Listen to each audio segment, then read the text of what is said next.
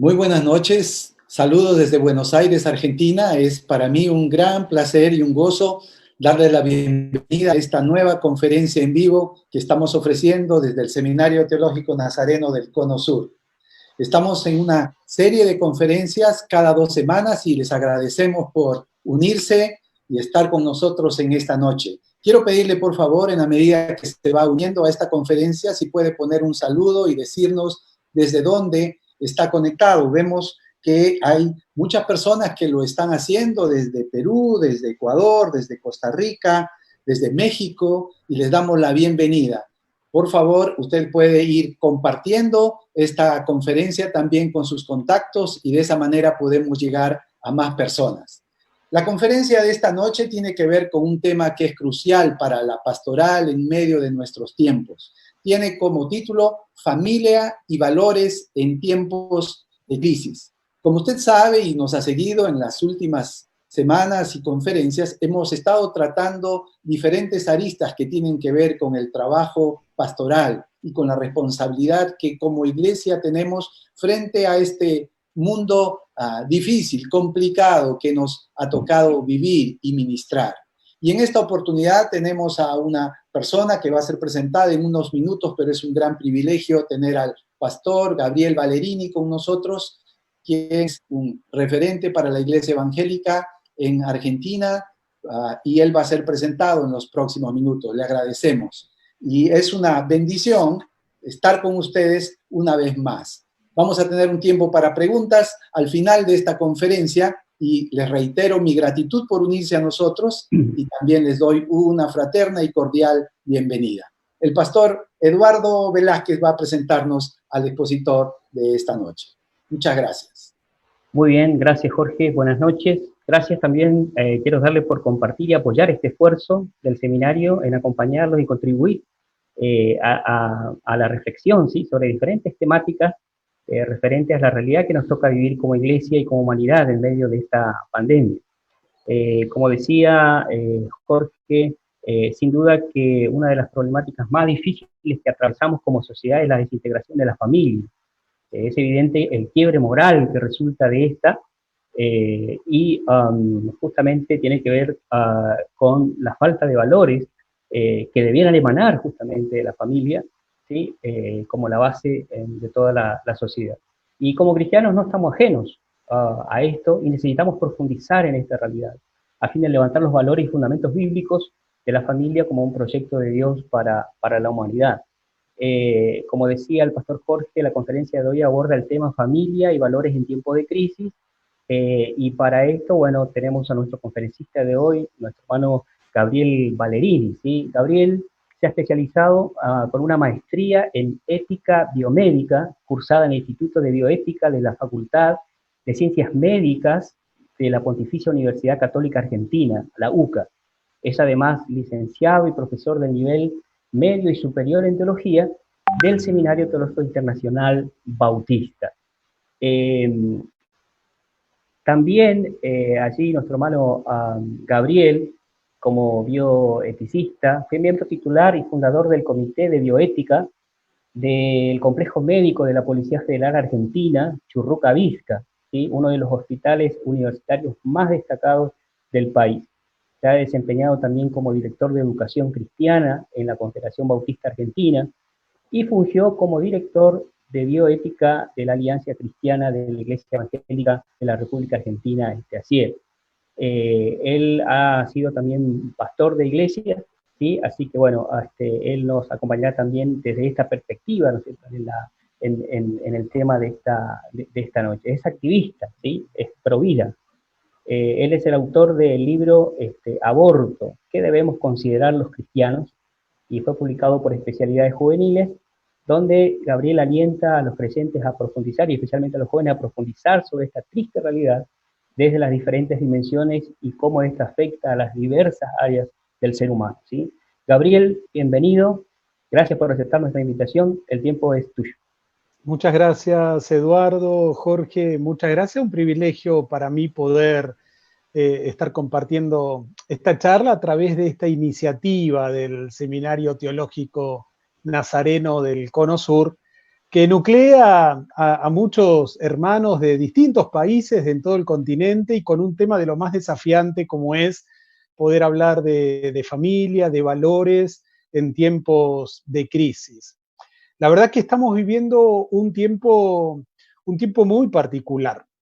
Y cuando la base moral de una sociedad presenta fisuras o se ve afectada, lo primero que se hace es mirar el campo educativo. Se supone con razón que para formar buenos ciudadanos en un país, tiene que haber un muy buen sistema educativo, tiene que haber buena educación, tiene que haber una estructura que de alguna manera oriente esa transmisión, no solo del conocimiento, de los tópicos de cada materia, sino fundamentalmente el poder trabajar el tema de los valores, ¿no?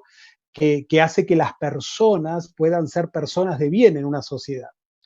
Lo que no siempre se tiene en cuenta y no siempre se habla es precisamente que todo ese proceso educativo empieza en la familia. Cuando la familia presenta fisuras en la educación de los hijos, en la conciencia de los hijos, cuando esa familia no es capaz de poder impartir esos valores morales, valores humanos, valores profundos, valores cristianos, en nuestro caso, la sociedad va a estar lastimada, pero cuando la familia logra impartir sobre los hijos, ¿no? Esa escala valorativa que haga que haya un hombre y una mujer de bien, la primer batalla de la educación va a estar ganada. Hoy vivimos, ¿por qué le llamamos ahí en el título tiempo de crisis? Precisamente porque el relativismo moral que hoy estamos viviendo, entre otras causas, tiene que ver con la disolución de la familia. Tiene que ver con que, si bien la familia es el ámbito natural en donde se van a desarrollar esos principios y esas nociones de orden moral sobre las cuales esa sociedad va a ser edificada, precisamente esa sociedad va a estar resquebrajada si no tiene una solvencia y una estructura sólida desde el punto de vista axiológico.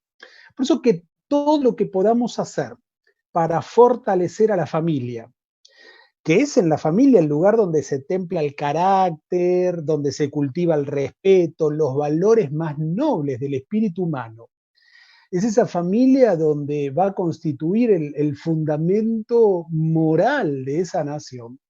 Todo lo que podamos hacer para afianzar la familia va a repercutir sin duda en que esa sociedad, ese país sea una nación mejor. Ahora, el debilitamiento de la familia va a ser el origen de un montón de males.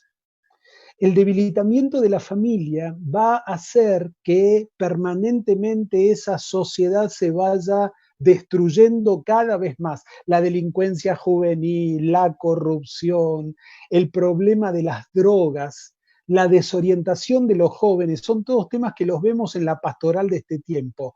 Jóvenes que no saben en qué ocupar el tiempo porque jóvenes no tienen propósito de vida. El avance de la droga, la pérdida del sentido de la vida, es decir, un montón de temáticas que hacen o que surgen, se originan en el deterioro familiar. Los primeros valores morales, personales, sociales, se aprenden primero en casa, se aprenden en el hogar, se transmiten de padres a hijos. Y los padres los recibimos de los abuelos, ¿no? De los hermanos, de los tíos, es decir, en el entramado de la constitución de toda esa familia. Los valores familiares van a fortalecer lazos de unión, de respeto, de confianza.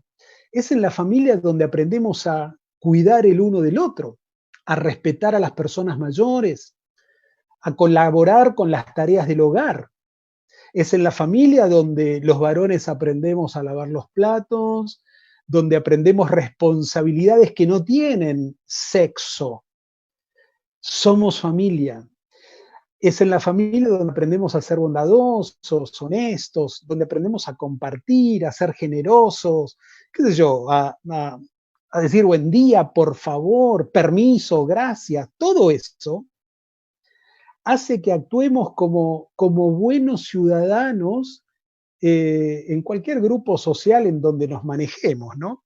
Ahora, en la escuela, donde uno aprende diferentes saberes, en el sistema educativo, los hijos van a aprender matemática, geografía, lengua, pero los valores se van a impartir en la casa. Hagamos un ejercicio, que puede ser un ejercicio aún para muchas de nuestras congregaciones.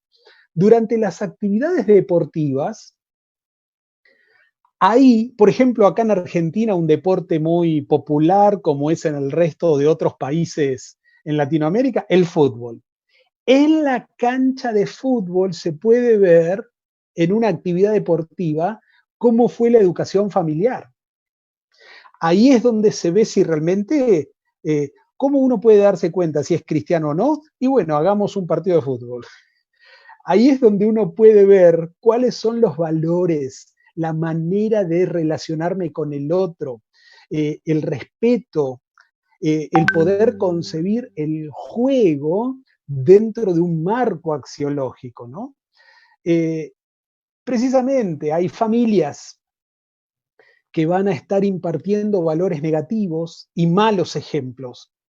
Y hay familias donde van a estar impartiendo los buenos valores. Hay familias donde impera la banalidad, el egocentrismo, ese sentido de superioridad, donde permanentemente están enseñando y transmitiendo esos valores que van a repercutir en una manera incorrecta de actuar. Por eso es importante atrevernos a hablar de valores, ¿no? Y poder relacionar el tema de los valores con las familias, porque es importantísimo. Las casas se construyen con ladrillos, pero las familias se construyen con valores. Y hay una larga lista de valores básicos, familiares, para poner en práctica, qué sé yo, no sé, algo sencillo, el respeto. El respeto es un valor que se aprende en la casa. Aprender a respetarnos primero a mí mismo como persona para poder respetar a los demás. El perdón. El perdón no tiene que ver solo con el cristianismo. El perdón es un valor muy importante y mucho más si se trata de familias cristianas. En una familia cristiana no puede haber falta de perdón. Ahora, hay que reconocer que algunos perdonan más rápido que otros. El compromiso. Y esto se enseña desde temprana edad. El compromiso significa responsabilidad. Las personas que asumen compromiso dan su palabra de que van a cumplir con lo prometido, que van a cumplir con ese deber. El compromiso invita al buen ejemplo, ¿no? El poder ser responsables en el trabajo, en el área laboral, saber que el día comienza a la mañana, el día no comienza al mediodía, el día no comienza a la tarde, el día comienza a la mañana. Y cuando tengo la responsabilidad de levantarme a la mañana, aún en tiempo de cuarentena, porque tengo la responsabilidad y el compromiso de cumplir con una tarea educativa, de cumplir con el trabajo. La familia genera cultura de trabajo. Y hoy en nuestros países necesitamos también desarrollar cultura del trabajo. Hay mucha cultura subsidiaria, como que el Estado me va a dar todo. Y ese es uno de los males en el continente, ¿verdad? Necesitamos hablar de valores y necesitamos cultivar estos valores, ¿no? La forma de hablar es un valor familiar, el tipo de comunicación que usamos. La comunicación forma parte del respeto, de decir las cosas a tiempo, de decir las cosas de manera educada, de evitar malos entendidos, de buscar las mejores soluciones a los problemas. Y esto lo sabemos los que tenemos base bíblica, ¿no? Con las palabras podemos comunicarnos para acariciar o para destruir, ¿no? Las palabras pueden ayudarte a crecer o las palabras pueden ayudar a determinar el fracaso de aquellos a quienes nos estamos dirigiendo, ¿no? La Biblia dice hay palabras de vida y hay palabras de muerte. Y la forma de hablar es un valor que se aprende en casa. Por eso que el rol de la familia, la transmisión, la conservación de valores morales, requiere que le dediquemos un tiempo para pensar juntos, ¿no? Para poder darle sustento también a esta charla. A mí me gusta citar un documento histórico que, si bien es viejo, les invito a que puedan googlearlo, que puedan leerlo. Es el informe Coleman, ¿no? En 1966, la Oficina de Educación de Estados Unidos publicó un informe muy amplio, de más de 700 páginas, que tenía que, bueno, se evaluaron resultados académicos en más de 3.000 escuelas en los Estados Unidos, se entrevistaron 600.000 estudiantes, varios millares de profesores, es decir, un estudio, si bien es un estudio viejo, los resultados fueron de lo más interesante. Muchas personas dedicadas a la educación, en ese informe Coleman, pudieron arribar a unas conclusiones que, de alguna manera, el informe Coleman dice que los resultados educativos no solo van a estar resaltando la actividad de la institución educativa por excelencia, la escuela, los colegios, sino que es la familia la principal entidad en la educación de los hijos. No eran las escuelas, no eran los profesores lo que marca la diferencia en la educación de los hijos, no es el presupuesto que los países o los gobiernos le asignan a la educación, sino que era la familia. No era el plantel docente, no era el nombre de la universidad, no es el colegio privado o público, es la familia. Claro, cuando se da a conocer los resultados y lo googlean, es interesantísimo ver los resultados y el detalle de esta investigación. Esto fue muy revolucionario, ¿no? Porque todo estaba basado en la familia, ¿no?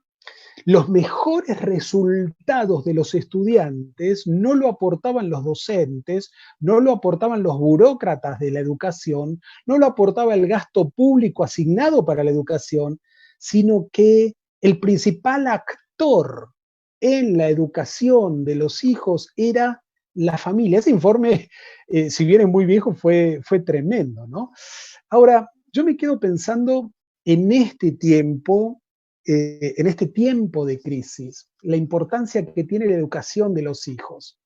Un tema de lo más significativo, porque en realidad una nación sin educación, por más próspera que sea, en la siguiente generación va a ser una nación pobre. Por eso es importante el tema de la educación y el trasfondo familiar es clave para tener buenos resultados, ¿no? Es decir, si los padres mantienen una conversación habitual con los hijos, si escuchan, si preguntan, si responden, los chicos van a tener mayor aprehensión a avanzar en ese proceso educativo, ¿no?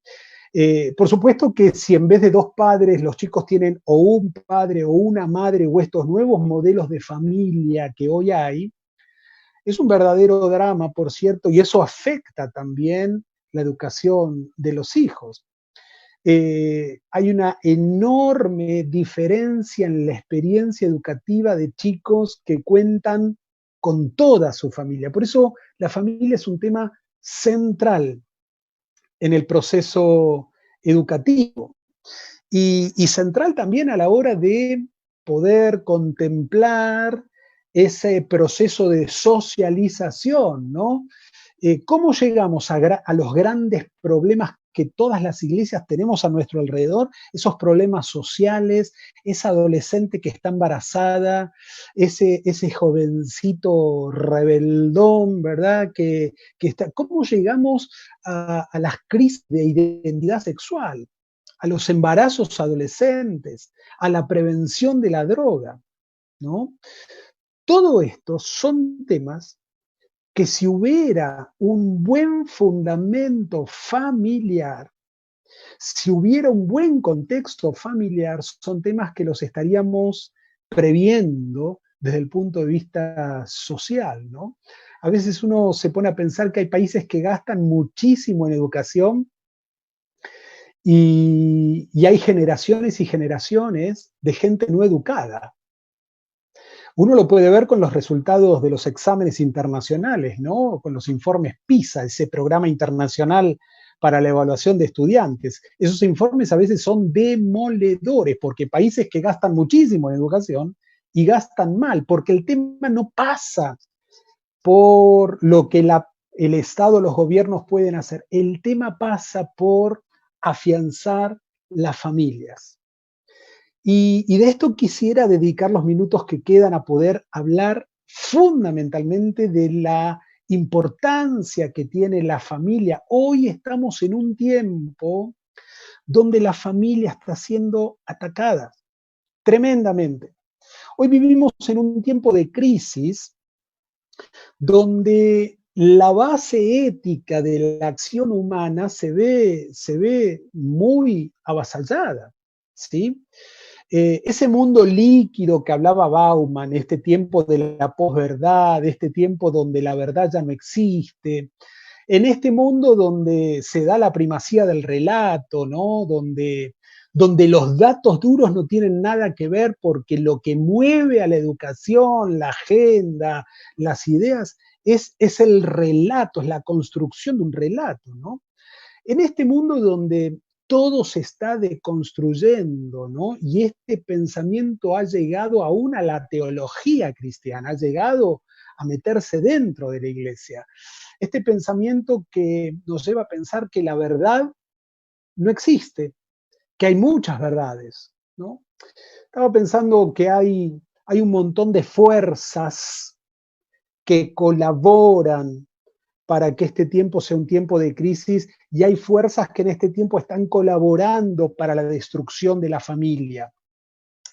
La socialdemocracia, las izquierdas, el socialismo, fundamentalmente en América Latina, viene atacando a las familias, viene atacando a la vida proponiendo el aborto, viene atacando al cristianismo proponiendo el aniquilamiento de la espiritualidad, de la fe cristiana, la separación iglesia-estado, pero no como separación iglesia-estado solamente, no. Lo que buscan detrás de esos eslóganes es precisamente que no haya ningún tipo de pronunciación que levante un concepto de moral absoluto, porque las bases del cristianismo atentan precisamente contra el avance de este marco ideológico, ¿no? Deberían ver el género de manera obligatoria en todos los sistemas educativos de todo el continente. Por eso que para confrontar toda esa cultura progresista que hoy ataca a la familia, que ataca a la vida, que ataca las buenas costumbres, el rol de la familia en la educación, es fundamental. Siempre me gusta referirme a la Biblia como un libro que... la Biblia es una historia de familias.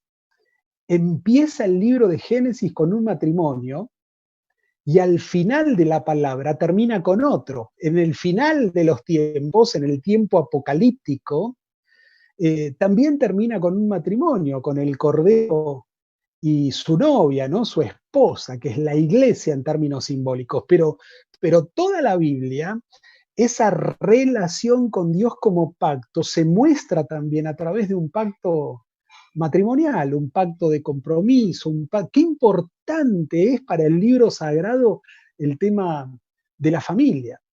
Hay una frase que siempre repito y me gusta mucho, y es que las casas se construyen con ladrillos, pero las familias se construyen con valores. Quitemos los valores de una familia y estaremos quitando la reserva moral de esa nación. Esto lo tenía muy en claro el pueblo de Israel. Si uno conoce hoy en día a un judío en esta época, van a ver que oran y rezan con unas cajitas de madera aquí, o cuando entran en una casa hay una cajita en las puertas, y esas cajitas de madera tienen un pequeño rollo, un texto que es Deuteronomio 6, 4, 9, que es la Shema. El texto hebreo dice: Shema Israel, Adonai Eloheinu, Adonai Echad. Oye Israel, el Señor nuestro Dios, el Señor uno es. Ese texto que todos conocemos, ¿no? Cuando los discípulos le preguntan a Jesús: Señor, ¿cuál es el mandamiento más importante de todos? Y el Señor le dijo este texto: amarás al Señor tu Dios de todo tu corazón, de toda tu alma, con todo tu poder. Pero dice así: y estas palabras que yo te mando hoy estarán sobre tu corazón.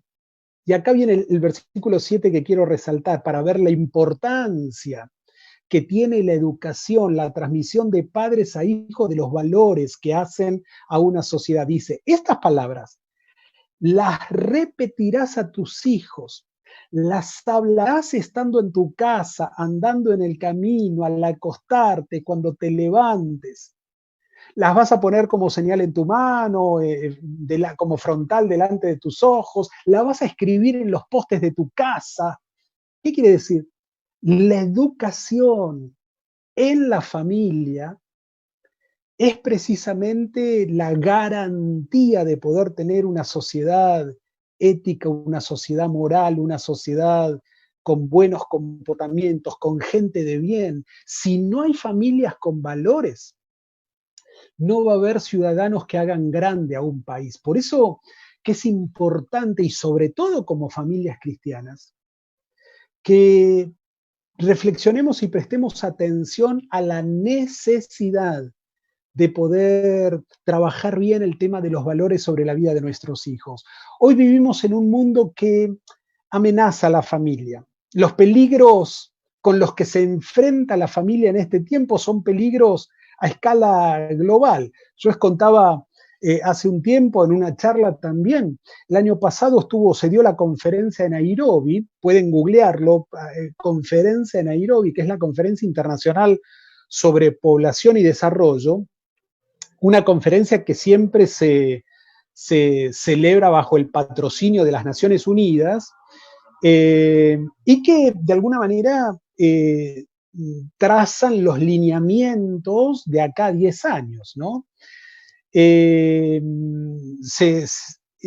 Digamos, esa conferencia fue financiada por grandes ONG que son abortistas, por grandes ONG como Planned Parenthood, ¿no? Por grandes ONG que militan por establecer en forma autoritaria una ideología de género. Y quiero decirles que en todo el continente pocos países se opusieron a ese acuerdo de la conferencia de Nairobi, ¿no? Estados Unidos se opuso. Estados Unidos dijo que no iba a respaldar esa agenda. Ustedes saben que en este gobierno republicano Estados Unidos es agresivamente, es sólidamente defensor de la vida, ¿no? Sin embargo, hay toda una cultura que trata de instalar el aborto. Y el segundo país que se opuso fue Brasil también, y Haití. El resto del continente americano, incluida la Argentina y el resto de los países que no nombré, está a favor de los objetivos de la Agenda 2030. ¿Qué significa eso? Eso significa que nuestros países avalan el aborto, es decir, el desprecio a la vida. Nuestros países avalan la ideología de género, que son absolutamente postulados en contra de la familia. No solamente porque incluye el matrimonio homosexual, sino también la adopción de niños por parejas homosexuales, sino que también promueven el adoctrinamiento en los colegios, ¿no? Entonces, todos estos elementos en conjunto representan un ataque feroz a la familia. Se está destruyendo el concepto de familia, el concepto de matrimonio entendido como la relación hombre-mujer. Algo tan precioso como es ver que una mujer queda embarazada, donde siempre fue motivo de festejo, hoy se está devaluando la maternidad. Hoy se está autorizando legalmente la muerte de los hijos y de los viejos en toda América Latina. Y esto a través de la manipulación del lenguaje, ¿no? Que se afirma como un derecho, lo que en realidad no es un derecho. Hay toda una ingeniería social y una manipulación del lenguaje para llamar a las cosas que no son, como si fueran. Y la verdad es que todo este ataque ideológico, ese panorama global, está atacando a la familia. Por eso, qué importante que nos tomemos este tiempo para hablar de valores, para hablar de iglesia, para hablar de familia, para poder ver cuál es el tiempo de crisis.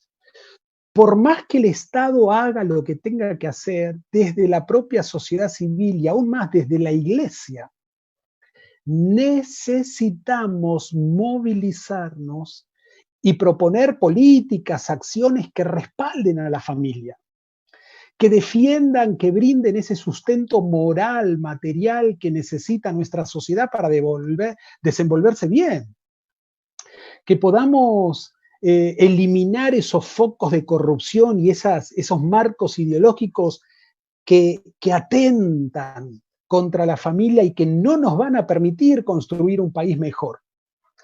No esperemos del Estado la solución a estos temas.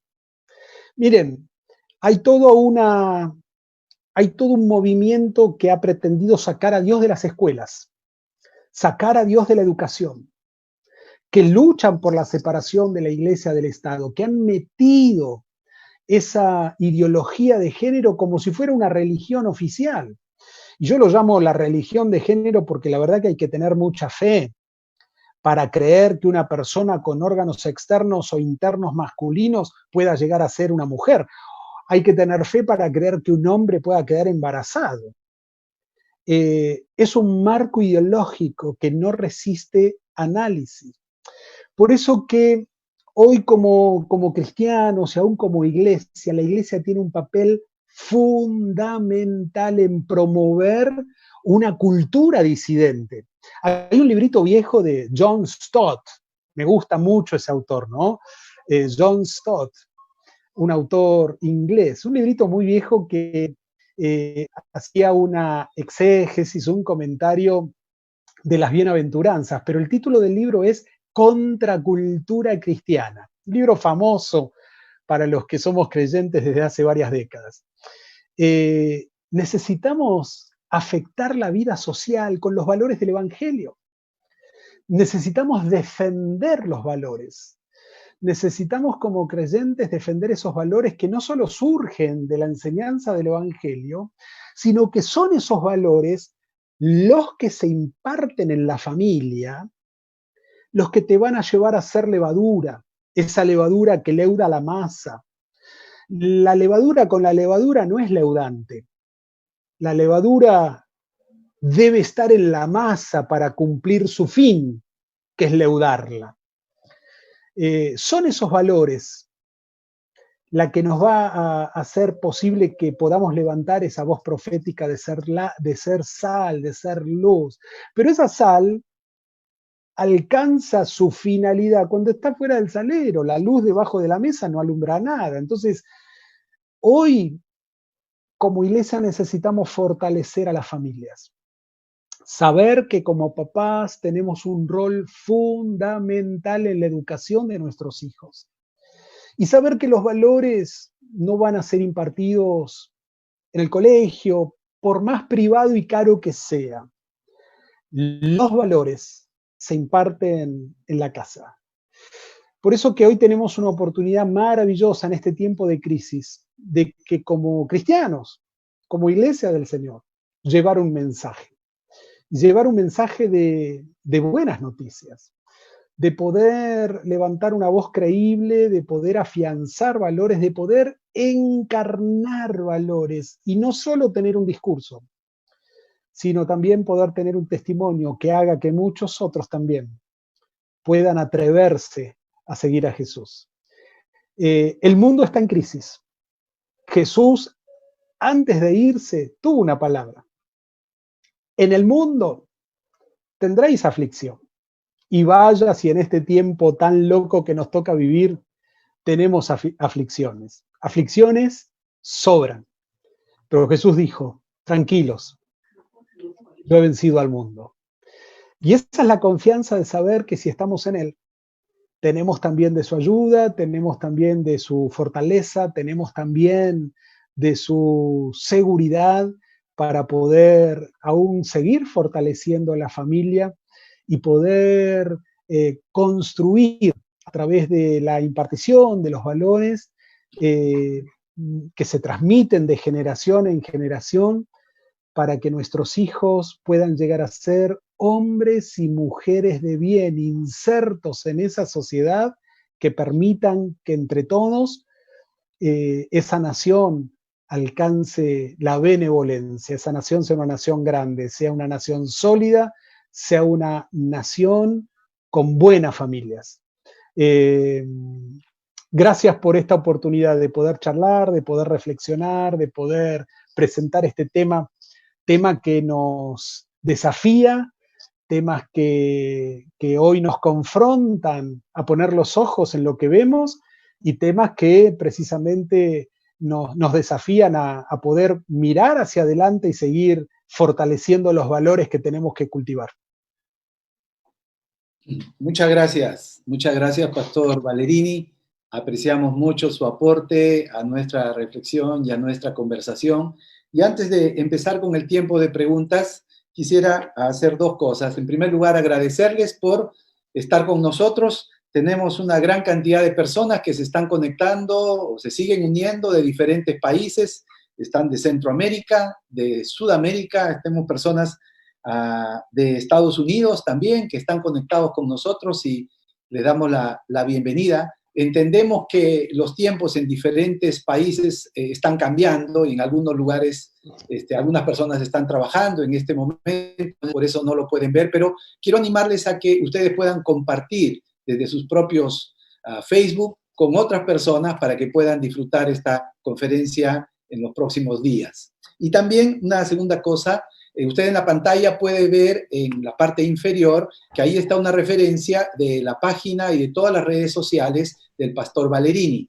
Es @BalleriniOK, de OK, BalleriniOK. En esa dirección, si usted puede tomar nota, puede tener acceso a las diferentes redes del Pastor Ballerini y él muy amablemente ha ofrecido compartir con nosotros sus ideas, sus proyectos y también algunos materiales. Al empezar el tiempo de preguntas, yo quisiera hacerle una pregunta que puede ayudarnos a todos. En diferentes países está en discusión asuntos vinculados a la ley de la despenalización del aborto. Y usted ha sido un referente evangélico en Argentina para defender la posición de nuestra iglesia, de la iglesia evangélica, frente a los diferentes espacios como el Congreso de la República. Yo sé que ese es motivo de una conferencia más, ¿verdad? Nos queda muy corto estos minutos y esta hora para poder dialogar de asuntos tan interesantes que usted ha puesto sobre la mesa en esta noche. Pero ¿podría hacernos un resumen en relación a la posición cristiana, posición que tenemos como Iglesia del Señor frente al tema de la ley de la despenalización del aborto, por favor? Sí, claro, simplemente decir esto, Jorge, bueno, yo me acerco al tema, es mi especialidad, yo soy bioeticista y una de las características que tiene la bioética precisamente que es una disciplina transdisciplinar, es decir, se mete en el análisis de varias disciplinas, toma del derecho, el justnaturalismo, el bioderecho, toma de la medicina, de la biología, de la genética, de la filosofía como reflexión ética en temas de la vida, es decir, se nutre de un montón de disciplinas para hacer una valoración ética acerca de un tema. Yo quisiera destacar que nos sobran argumentos teológicos, bíblicos, para defender la vida. Toda la Biblia es un poema en favor de la vida. Dios es un Dios de vida, donde la muerte de ninguna manera es la solución a ninguna situación de conflicto. No podemos apelar a la muerte como la solución a otro tipo de conflictos. El camino es otro. Toda la Biblia es un libro donde valora no solo la vida, sino la vida intrauterina. Sobran textos en el Antiguo Testamento para darle la entidad de hijo, la entidad de persona al embrión dentro del útero de la madre. En el Nuevo Testamento, me encanta citar un texto sublime en ese sentido, yo le llamo el choque de panzas, ¿no? Es cuando María visita a su prima Elizabeth, ambas están embarazadas, una con Juan el Bautista y María con Jesús. Dice que la criatura saltó en su vientre, la criatura refiriéndose a Juan el Bautista en un embarazo de Elizabeth, cuando vio la presencia cuando no percibió la presencia del mundo exterior, es decir, aún en un lenguaje muy antiguo, un texto tan antiguo, sin ecografía, ya la Biblia, el Evangelio nos da a entender que la vida intrauterina percibe las cosas que ocurren en el mundo exterior. Hoy hay un intento de cosificar la vida intrauterina, hoy hay un intento de negar la realidad humana. Entonces sobran argumentos teológicos para oponernos a la despenalización del aborto. El aborto es un delito. El aborto es la acción intencional de una madre de ponerle fin a la vida de su hijo. Llamémosle como quieran, pero eso es matar al hijo. Por supuesto que pastoralmente tiene un abordaje, por supuesto que políticamente tiene un abordaje, jurídicamente también, en fin. Pero el aborto es la acción intencional de matar al hijo. Y hoy, Jorge, como bien decías, muchos países en el continente están luchando con esta ley de despenalizar el aborto.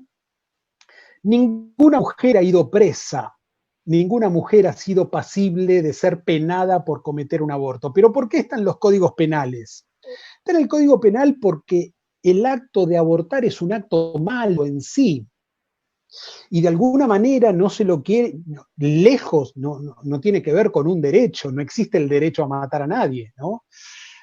Cuando nosotros tomamos conciencia de que lo que tiene adentro la mujer embarazada es un hijo, no tiene otra cosa que no sea un hijo, el acto del aborto, sea en el estadio que sea, es totalmente reprobado moralmente, no es lícito, el aborto no es un tema lícito, sino que avasalla cualquier código deontológico, cualquier código moral que pueda tener una sociedad.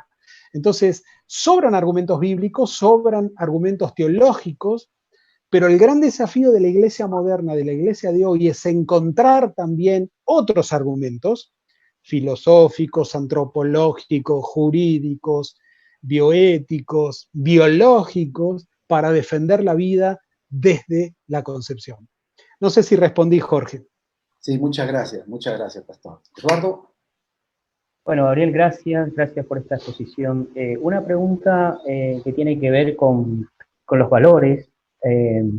La pregunta es, ¿existe diferencia entre transmisión de valores y formación de valores?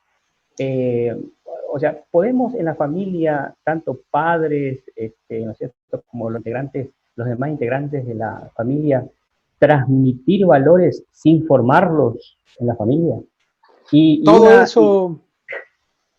Todo eso va junto, Eduardo. Sí. Una pregunta difícil. Hay un librito que dice ¿quién se atreve con los valores?, ¿no?